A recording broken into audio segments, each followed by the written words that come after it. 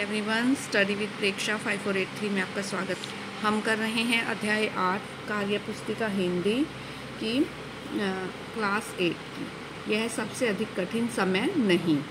निम्नलिखित शब्दों और वाक्यांशों के लिए कविता में कौन कौन से शब्द प्रयुक्त किए गए हैं? पहुंचने का स्थान, गंतव्य, इंतजार, प्रतीक्षा, सूर्यास्त, सूर्य डूबने का वक्त, सूर्य अस्त होने का समय, पृथ्वी और ग्रहों के बीच का स्थान, अंतरिक्ष। चिड़िया अपना घोंसला कैसे बनाती है? चिड़िया तिनकों से अपना घोंसला बनाती है। तुम्हारे आसपास कौन सी रेलगाड़ियाँ हैं? ये कहाँ से कहाँ तक चलती हैं? Jammu Tawi express, Jagadhri Ambala cantt, Amritsar express, Jagadhri Ambala cantt. किसी का इंतजार करते हुए तुम्हारे मन में कौन कौन सी बातें आती हैं? जब हम किसी का इंतजार कर रहे हैं तो हमारा मन उससे मिलने को चाहता है। हम चाहते हैं कि वह व्यक्ति जल्दी से आ जाए। तुम्हारे नाना नानी, दादा दादी ने कोई कहानी तुमने कोई कहानी सुनी होगी, तुम उसे अपने शब्दों में लिखो।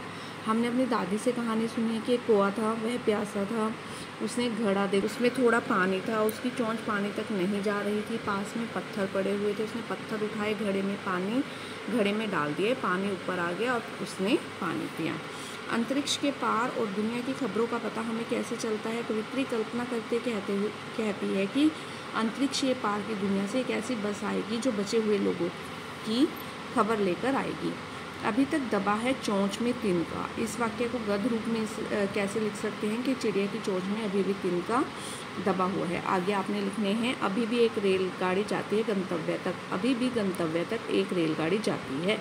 अभी भी कहा जाता है उस कथा का आखिरी हिस्सा। उस कथा का आखिरी हिस्सा अभी भी कहा जाता है। इस कविता में किन किन विराम चिन्हों का प्रयोग किया गया है? देखिए, अल्प विराम, विस्मय बोधक और पूर्ण विराम, इनका प्रयोग किया गया है। उपयुक्त विराम चिन्हों का प्रयोग कविता की किन किन पंक्तियों में हुआ है? नहीं, यह सबसे अधिक कठिन समय नहीं, पहली पंक्ति। लाएगी बचे हुए लोगों की खबर। नहीं, यह सबसे कठिन समय नहीं, अंतिम पंक्ति। विराम चिन्हों का प्रयोग करके आपको एक एक वाक्य बनाना है। राम, रमेश और मोहन काम कर रहे हैं। देखिए क्या आ गया?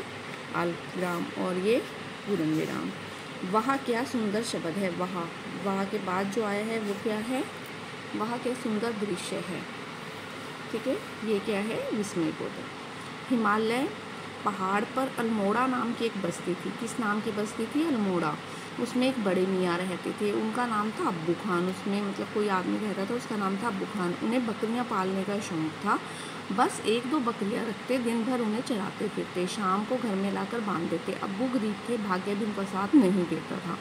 उनकी बकरियां रस्सी तोड़ाकर भाग जाया करती थी। पहाड़ पर एक भेड़िया रहता था, वह उन्हें खा जाता था। मगर अजीब बात है, ना अब्बू खान के प्यार में, ना शाम के दाने का लालच और ना भेड़िए का डर उन्हें रोकता। ठीक है, मतलब किसको? बकरियों को ऊपर जाने से। उन्हीं बकरियों में चांदनी नाम की बकरी थी, जिससे अब्बू को इतना प्यार था कि वो उसे किसी भी कीमत पर बेचने को तैयार नहीं थे। इसमें से आपने सर्वनाम छांटने हैं।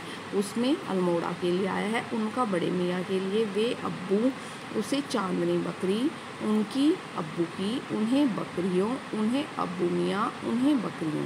कुछ शब्द में बकरियों के लिए है, कुछ शब्द में अब्बू मियाँ के लिए। संज्ञा शब्दों की जगह आपको सर्वनाम का प्रयोग करना है। भेड़िया उन्हें खा जाता था, वह उन्हें खा जाता था। अब्बू खान गरीब थे, वे गरीब थे। अब्बू खान को बकरियां पालने का शौक़ था। अब्बू खान की जगह क्या गया? उनको बकरियां पालने का शौक़ था। चांदनी को अपनी आज़ादी प्यारी थी। यहाँ पे आएगा आपको चांदनी की जगह उसको अपनी आज़ादी प्यारी थी, उसको अपनी आज़ादी प्यारी थी। आगे चलिए, आगे देखिए।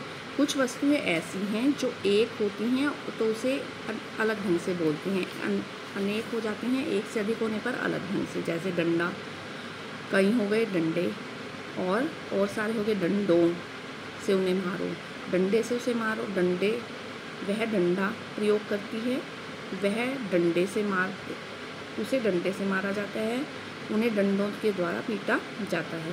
बच्चा, बच्चे, बच्चों, कुत्ता, कुत्ते, कुत्तों, कपड़ा, कपड़े, कपड़ों, शाला, शालाएं, शालाओं, माला, मालाएं, मालाओं, कला, कलाएं, कलाओं, शाखा, शाखाएं, शाखाओं, हवा, हवाएं, हवाओं, बाल्टी, बाल्टियाँ, बाल्टियों, नदी, नदियाँ, नदियों, राखी, राखियाँ, राखियों, कली, कलियाँ, कलियों, सखी, सखियाँ, सखियों। इन शब्दों को हमने अलग अलग ढंग से लिखा है, जिनके वाक्य बनाने हैं। वह डंडा मारती है, वे डंडे मारते हैं, वे डंडों से लड़ते हैं।